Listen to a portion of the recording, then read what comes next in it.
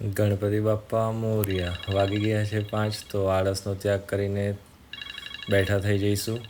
ખુશીની વાત એ છે કે 5 વાગે સળંગ ઉઠવાની આદત બની ગઈ છે હવે. સવારે ઉઠવાના ઘણા બધા ફાયદા છે, જેમ કે શારીરિક સ્વાસ્થ્ય અને ઉર્જામાં વધારો થાય છે, તાજગીનો અહેસાસ થાય છે, પાચન તંત્રમાં સુધારો થાય છે.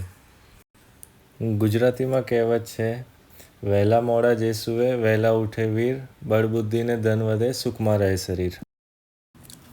આજના સૂર્યોદયનો સમય છે 5:45 વાગ્યાનો, અને મેં મારા આઈપેડની વોચમાં 2 સમય એડ કર્યા છે, ભારત અને જાપાન. કંઈ પણ થઈ જાય પણ આ એક્ટિવિટીને તો મિસ કરવાની જ નથી. આ પ્લેસ વિઝિટ કરવા માટે તમારે જવાનું છે સમહારણી લિંક રોડથી સીધું હરણી તરફ, અને આગળ જતાં જ તમને આવી જશે ઓક્સિજન પાર્ક. ચલો તો આપણે પ્રવેશ કરીએ અંદર અને જોઈએ કે ઓક્સિજન પાર્ક કેવો છે. ઝાડ પક્ષી એ આપણી નૈસર્ગિક સંપત્તિ છે, અને એનું જતન કરવું એ આપણી મૂળભૂત ફરજમાંની એક ફરજ છે.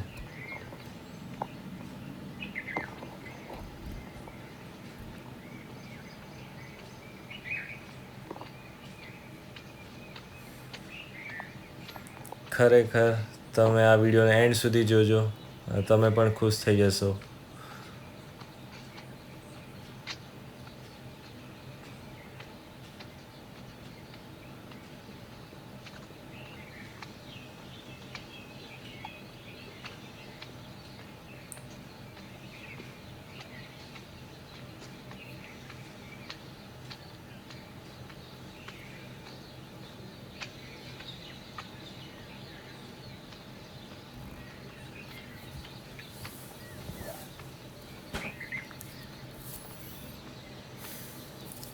અહીંયાથી ચાલુ થાય છે ખરેખર નજારો, જે એક જંગલમાં આવી ગયા હોય તમે એ રીતનો અનુભવ થશે.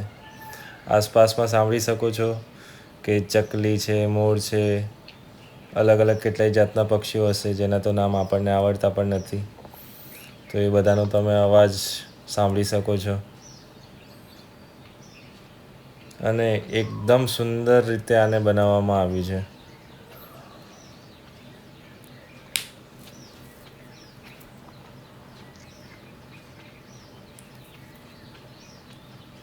અહીં આસપાસમાં રહેતા હરણીના લોકો તો એનો લાભ લઈ શકે છે.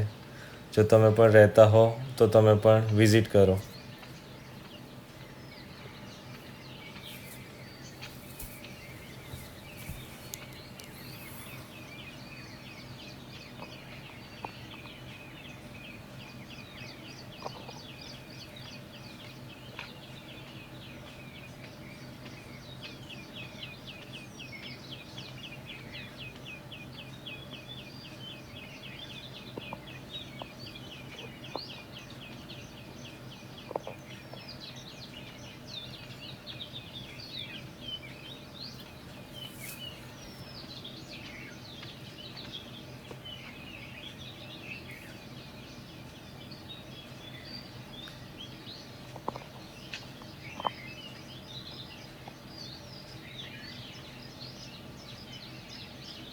જોઈ શકાય છે કે અહીંયા પક્ષીઓને રહેવા માટે માળાની પણ વ્યવસ્થા કરવામાં આવી છે.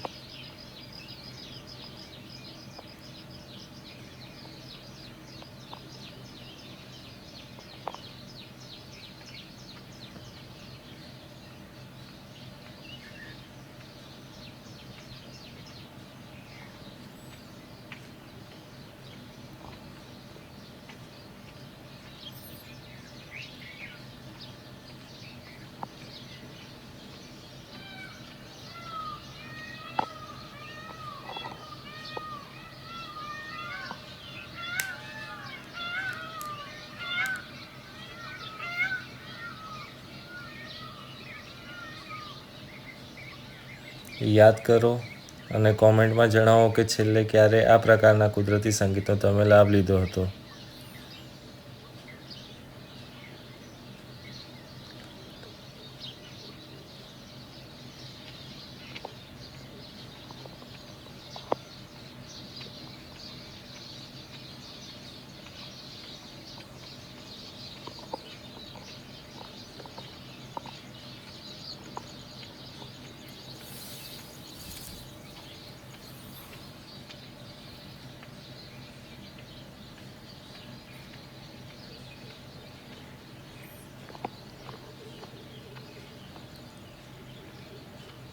અહીંયા શારીરિક સ્વાસ્થ્યને